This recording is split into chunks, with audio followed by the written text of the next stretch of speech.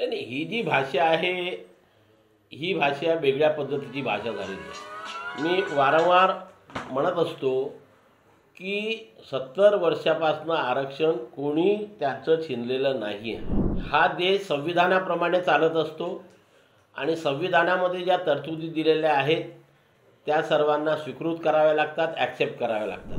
तर हे 27% आरक्षण घेताना आम्ही कुणाचं छिनलेलं नाही आणि कुणाच्या अधिकारावरती आम्ही अतिक्रमण केलेलं नाही. आणि म्हणून वारंवार जरांगे पाटील जे म्हणतात की 70 वर्षापासून खाल्लं, आणि त्यांचे काही समर्थकसुद्धा जाहीरपणे म्हणतात.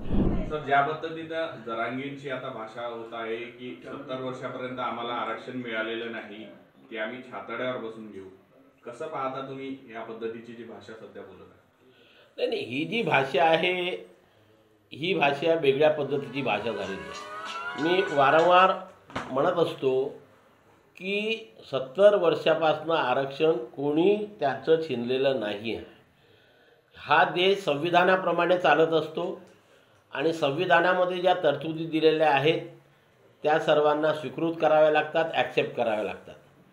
की आरक्षण या देशामध्ये भारताच्या संविधानाच्या कलम 340, 341 आणि 342 नुसार दिलेला आहे.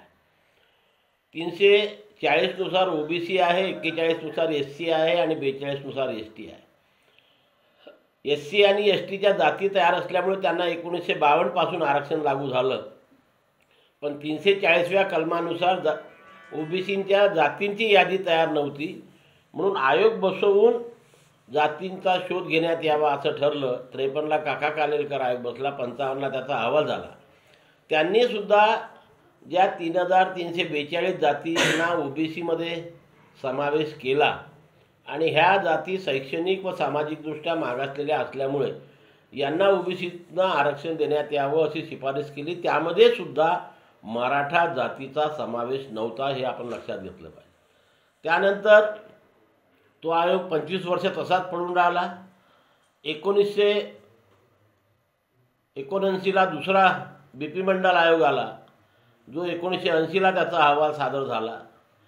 त्या BP मंडल अहवालामध्ये सुद्धा मराठा समाजाला फॉरवर्ड कास्ट म्हटलेलं आहे आणि त्यामध्ये 272 OBC आणि 100 काहीतरी जाती VJNTच्या दिल्या होत्या, अशी त्यांनी यादी त्यावेळेस जाहीर केली. आणि त्याच यादीचा अभ्यास करून 1994मध्ये आपल्या महाराष्ट्रामध्ये OBCचे 2 भाग केले, एक OBC आणि एक VJNT. शेड्यूल कास्टला 13%, शेड्यूल ट्राईबला 60%, 20% गेल्यावर 30%चं विभाजन 19 आणि 11% करण्यात आलं आहे. हे संविधानानुसार झालेलं आहे. BP मंडळ आयोग लोकसभेमध्ये आणि राज्यसभेमध्ये पास झालेला होता. त्याच्यामुळे कोणी लुटलं हे म्हणणं फार चुकीचं आहे.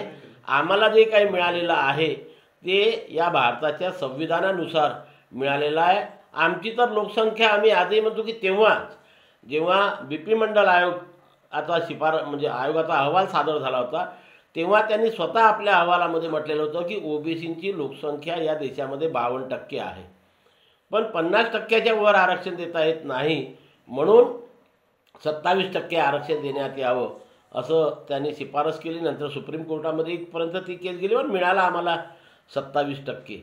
तर हे 27% आरक्षण घेताना आम्ही कुणाचं छिनलेलं नाही आणि कुणाच्या अधिकारावरती आम्ही अतिक्रमण केलेलं नाही.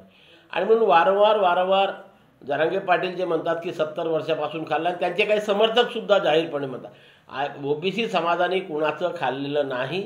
त्यांना जर OBCमध्ये यायचं आहे किंवा येण्याचा प्रयत्न झाला वारंवार, खत्री कमिशन आहे, बापट कमिशन आहे, त्याच्यानंतर राणेसाहेबाचा अहवाल, आता गायकवाड समितीने तर मराठामध्ये मराठा कुणबी, कुणबी मराठा, मराठा कुणबी, लेवा पाटील, लेवा पाटीदार आणि लेवा कुणबी असे 7 जाती मिळून 30% लोकसंख्या दाखवली.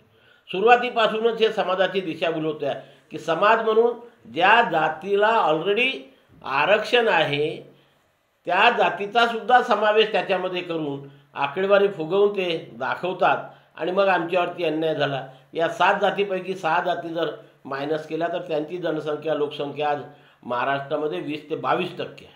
आणि मग उर्वरित लोकांचा प्रश्न आहे. आणि म्हणून कोणी अन्याय केला ही भाषा ते जर वापरत असतील तर मी त्यांच्या या मताशी सहमत नाही.